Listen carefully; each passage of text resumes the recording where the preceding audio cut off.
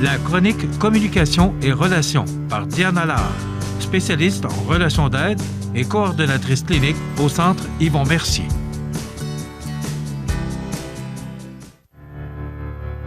Vous vivez une rupture. Vous avez de la difficulté à gérer vos émotions. Vous vivez des conflits importants dans votre couple. Vous vous sentez dépassé comme parent. Surtout, vous voulez éviter de la violence dans vos relations et envers vos proches. Ligne d'aide et d'écoute pour hommes confidentielle et sans frais. 88 247 50 30. Je vous souhaite la bienvenue à cette deuxième chronique Communication et relations présentée par le Centre Yvon Mercier et notre chroniqueur Diane Allard, spécialiste en relations d'aide et coordonnatrice clinique au Centre Yvon Mercier. Diane, bonjour. Bonjour. La Saint-Valentin est passée. Ça fait déjà 2 semaines. J'espère que c'est encore la Saint-Valentin ce soir pour... J'espère. Au moins 1 heure par jour. Il faut que ça reste 1 heure par jour. Au moins 1 heure par jour. Oui. Aujourd'hui, on a parlé beaucoup de communication aux relations, la dernière chronique, oui. La dernière et la première. Là. Là, on va parler plus des moyens de communication. Oui, parce que communiquer avec quelqu'un, il faut d'abord savoir que c'est échanger. Et un but, quand on communique, on veut passer un message. On a quelque chose à dire, puis on veut que l'autre l'entende.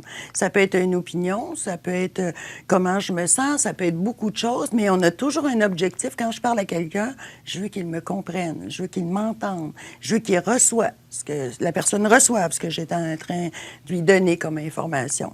C'est là où on est satisfait dans des relations, quand on sent que l'autre nous a bien entendu. C'est ce qui fait la bonne communication et la bonne relation. Pour communiquer, les gens seraient surpris d'entendre comment il n'y a pas juste la parole. On communique. La parole, c'est une petite partie de la communication. La communication, elle se fait beaucoup par le regard, par le corps, par des gestes qu'on peut faire. Le non-verbal. Tout le non-verbal. La respiration. Si quelqu'un me parle, puis je fais... C'est clair que j'ai pas grand-chose à dire, qu'elle a compris ce que je voulais dire. Donc, pas besoin de parler, Il faut le ton. Le ton, ça, c'est... Je pense que c'est l'élément le plus important, le ton dans la relation. Surtout avec la clientèle avec qui je travaille, je les sensibilise souvent à le ton. Si je parle à quelqu'un d'un ton où derrière mon ton, il y a du contrôle ou il y a du jugement derrière mon ton, tu sais, tu penses-tu vraiment que c'est une belle chemise? Je sais pas. La façon de dire les choses est tellement importante. Il faut prendre le temps de s'arrêter pour voir comment on communique avec les gens. Il faut apprendre à se connaître. Il y a beaucoup de gens dans mon bureau, quand je leur dis, mais écoute, regarde comment tu communiques. Juste le regard. Moi, j'aurais peut-être pas envie de te répondre. Les sensibiliser, bien, il faut apprendre à se connaître, puis il faut être honnête. Il faut être capable de faire ce petit examen, puis dire, moi, dans ma vie, quand je parle à mes enfants, quand je parle à mon conjoint, comment je leur parle? Il y a beaucoup de parents, parce que je travaille avec des couples, il y a beaucoup de parents qui parlent de comment les enfants leur parlent. Puis moi, je leur demande, mais vous, comment vous leur parlez? Et c'est souvent un effet miroir. Ces enfants-là, quand ils sont tout petits, surtout, le seul modèle qu'ils ont, c'est les parents. C'est difficile d'avoir appris ça ailleurs.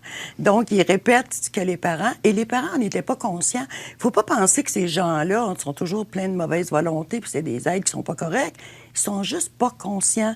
Fait que moi, ce que je dis aux gens, prenez conscience de comment vous communiquez avec les gens. Les gens vont... Si vous vivez des conflits, refaites votre examen de conscience, puis dire, c'est quoi ma part de responsabilité dans la communication? Comment moi, je lui ai dit ça? Puis qu'est-ce que je voulais dire? Puis j'ai-tu passé un message? Les gens, des fois, ils disent, j'espère qu'elle a compris. Mais quand il dit ça, c'est pas ce que j'ai dit qu'ils veulent qu'il ait compris. C'est ce qu'ils pensaient. J'espère que le message a passé. Donc, on se ramasse avec des situations de conflit qui sont pas dites. Mais des fois, quelqu'un qui a une grosse voix, une voix plus forte... on dirait que tu es toujours de la fâché. Ouais. Pourtant, il ne l'est pas, mais non. Ça peut être... Ça peut être un irritant. Ça peut être un irritant, ça peut être un déclencheur pour l'autre. Pour la personne qui le connaît, elle va finir par dire, bien, il est comme ça. C'est quelqu'un qui a une voix. Moi, mon père avait une très grosse voix. C'était une voix qui portait. Et que si elle levait juste d'un ton, ça avait de l'effet, là. Mais déjà, au régulier, ça avait de l'effet. Mais on vient qu'on connaît. Mais si on connaît pas la personne, on peut dire à la personne, écoute, je vois que tu parles fort, puis moi, ça m'intimide. On peut-tu baisser un petit peu le volume? C'est pas évident, Diane, à dire à quelqu'un. Pourquoi? Parce qu'on a peur. On a peur de blesser l'autre, on a peur de sa réaction, on a peur. Donc, on laisse les peurs contrôler notre vie. C'est ça qui se passe. Parce que j'ai peur de la réaction, comme si on n'avait pas le droit de réagir. Il y a le droit de réagir, puis c'est correct. Mais prendre sa place, mais moi, je peux vous dire par expérience que quand on communique bien avec les gens, qu'on est respectueux, qu'on est sensible, des mauvaises réactions, là, j'en ai rarement vu. Les gens sont souvent surpris, mais spontanément, ils vont dire, ben oui, c'est correct, mais moi, je suis comme ça, je parle fort, mais je vais faire un effort. Ou je peux dire, bien, je peux-tu vous demander de faire un petit effort parce que moi, je perds ma concentration. Il va s'ajuster. Il y a une façon de le dire. Il faut arrêter d'avoir peur. Il faut arrêter de laisser les peurs contrôler sa vie. Parce que malheureusement, quand on a peur, on n'avance pas. Et c'est comme ça, tu sais. Si j'ai peur quand je commence à conduire un auto puis j'arrête ça là, bien, je conduirai jamais, là. C'est vrai. Et donc, il faut arrêter. C'est utile, la peur. C'est pas un ennemi, hein. Si j'avais pas peur, je traverserais la rue et je ne regarderais pas. La peur est utile, mais il ne faut pas en faire un ennemi. Il ne faut pas faire de la peur ce qui va diriger ma vie, contrôler ma vie. Dans les relations, il faut parler, il faut communiquer. Si j'ai toujours peur de la réaction de l'autre, qu'est-ce qui va arriver? Je vais tout garder pour moi. Puis moi, un exemple que j'apporte souvent, c'est si je ne le dis pas, je le refoule. Je le tasse en dedans. Mes intervenants me trouvent bien drôle. Moi, j'appelle ça « fabriquer des bombes ». Je refoule. Oh, mon Dieu, encore une fois, il me dit quelque chose qui m'a dérangé. Mais à un moment donné, cette bombe-là, elle va sauter. Parce qu'il va en avoir trop. Et là, ça va sortir tout croche. Il va y avoir des conflits, ça va dégénérer, il va y avoir une escalade. Et c'est là qu'on peut aller vers des comportements qu'on peut regretter, verbalement dire des choses qu'on ne voulait pas dire ou commettre des gestes qu'on ne voulait pas. Il faut s'en occuper. Il ne faut pas ramasser des petites bombes qui vont devenir une explosion. C'est important, plus important que de s'arrêter à les peurs. Puis, si j'ai si peur que ça, je peux le dire à l'autre, j'ai peur de ta réaction, puis j'ai quelque chose à te dire. Ça, déjà, ça met à table. C'est difficile, on a peur. C'est difficile de dire qu'on a peur de sa réaction. C'est difficile parce qu'on ne l'a pas appris. Parce qu'on n'a pas grandi avec cette éducation-là. C'est ça qui nous bloque. Mais quand on commence à expérimenter ça dans notre vie, d'exister, n'oubliez pas, là, ce qui est en arrière, on veut vivre des relations satisfaisantes. Si je veux quelque chose de satisfaisant, j'ai un effort à faire. Il n'y a rien de gratuit dans la vie, hein? Ça demande un effort. Donc, je vais faire l'effort de dire à l'autre, j'ai besoin de te parler, je trouve pas ça facile. J'ai peur de ta réaction, j'ai peur que tu te choques même. Mais c'est important que je te le dise, parce que je veux pas qu'il y ait de distance entre nous. Qui va dire, parle-moi pas après savoir fait dire ça, là? C'est impossible. Les gens, ça ouvre la porte. Ça rouvre la porte, puis les gens qui se sentent coupables puis jugés facilement, bien, ça les rassure. Elle veut me parler, mais j'entends bien qu'elle ne veut pas me juger, puis elle ne veut pas me rentrer dedans, là. Ça rouvre la porte à la communication. C'est important. On les néglige trop, nos relations. On donne tellement plus d'importance à plein de choses inutiles quand on devrait donner l'importance à notre relation avec celui qui est notre amoureux ou notre amoureuse, avec notre famille, avec nos amis, avec nos enfants. C'est plate, hein? Moi, j'ai des gens que je vois qui donnent plus d'importance à leur animal de compagnie. Pourquoi? C'est vrai ce que vous dites là? Parce qu'il ne réagira pas, lui. Il n'engueulera pas, lui. Il n'y aura pas de mauvais... Il va lui donner des gestes affectueux? Oui. Oui. Bon, quel bel exemple. Oui. Dans mon chien, je peux tout y dire. Hein?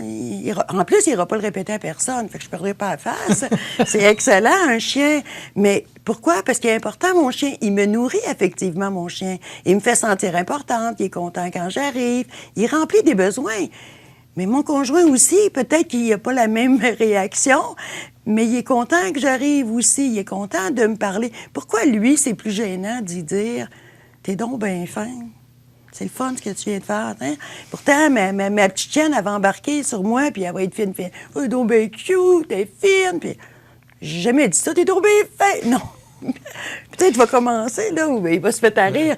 Mais ça, pour vous dire que c'est important. Mais c'est pas facile, ce que vous dites là. Mais non, mais il n'y a rien de Parce que des fois, on part de loin, là. Et là, d'arriver une bonne journée, puis dire « Et que t'es fine. Ouais. » Là, on va dire « Écoute, qu'est-ce qui s'est passé? T'es-tu tombé? C'est ça? Ça va-tu bien? As-tu vu ton médecin dernièrement? Mais je sais que c'est pas facile, mais il faut se poser la question. Est-ce que mes relations sont satisfaisantes?